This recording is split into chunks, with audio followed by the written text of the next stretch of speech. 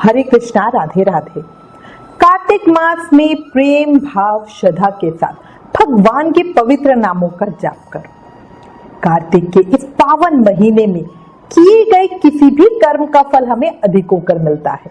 अच्छे कर्म करेंगे तो भी 1000 गुना फल मिलेगा और बुरे कर्म करेंगे तो भी वो भी हमें 1000 गुना होकर ही बुरे कर्म का फल मिलेगा। इसलिए कोशिश करें और अधिक से अधिक नाम जाप करें। आज कार्तिक की कहानियों में हम सुख करता, दुख हरता, बुद्धि के दाता श्री गणेश जी महाराज की एक बहुत सुंदर कहानी सुनेंगे। पहले एक जयकारा बोलो, गणेश जी महाराज की जय, रिद्धि सिद्धि की जय, कार्तिक के ठाकुर की जय। एक समय की बात है, एक गांव में एक अंधी बुढ़िया माई रहती थी। उसके परिवार में उनके पति, बेटा, बहू सब थे।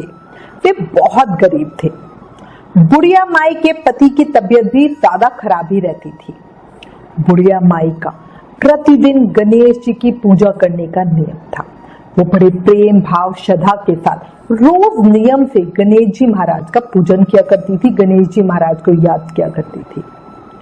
बुढ़िया माई की भक्ति से प्रसन्न होकर एक दिन गणेश जी उस बुढ़िया माई के सामने साक्षात प्रकट हो गए और बोले, बुढ़िया माई, मैं तेरी पूजा से प्रसन्न हुआ, वर मांगो।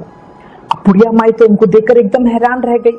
वो बोली, हे कृपा सिंधु, मुझे तो मांगना नहीं आता।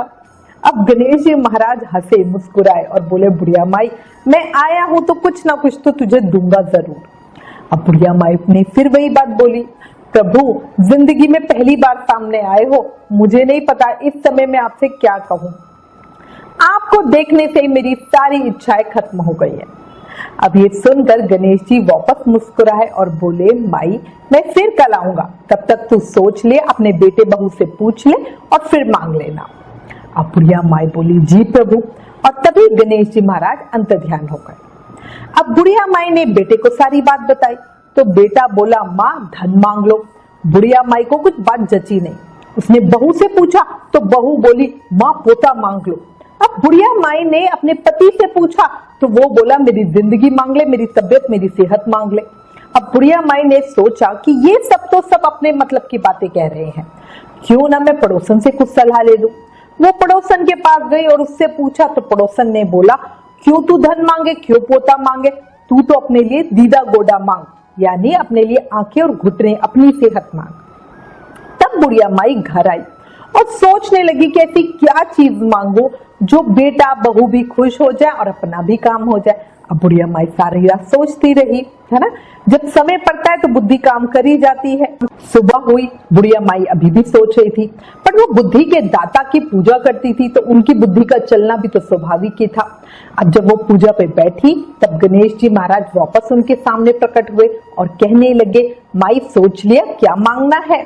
तब बुढ़िया माई बोली, देखो, मुझे मांगना तो आता नहीं, बट तुम कृपा निधान हो इसलिए कह रही हूँ।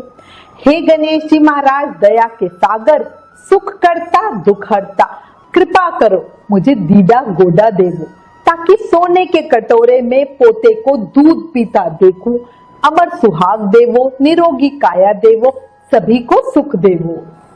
अब जब गणेश जी महाराज ने ऐसा सुना तो वो हंसने लगे और बोले, माई, तू तो कहती थी कि तुझे मांगना नहीं आता, तूने तो मुझे ठग लिया। एक ही बार में तूने तो सब कुछ मांग लिया, पर ठीक है, तथास्तु। अब ये कहकर गणेश जी महाराज अंतर्ध्यान हो गए। बुढ़िया माई के पास सब सुख ही सुख हो गए। एक वरदान में ही बुढ़िया माई की जिंदगी बदल गई। हे गणेश जी महाराज, जैसे बुढ़िया माई पर कृपा करी, वैसे ही इस कहानी को कहते सुनते हुकारा भरते सब पर कृपा करना, सबको सुख देना, सबको निरोगी काया देना, सबके ऊपर कृपा बनाए रखना। बोलो गणेश जी महाराज की जय। ओम गण गणपताय नमः। कार्तिक के ठाकुर की जय। मोर मुकुट बंसी वाले की जय। कार्तिक की इन सुंदर कहानियों को अधिक से अधिक शेयर करें और कृष्ण नाम प्रचार करने में अपना योगदान दें। Please like, share and subscribe. Thank you. Hare Krishna.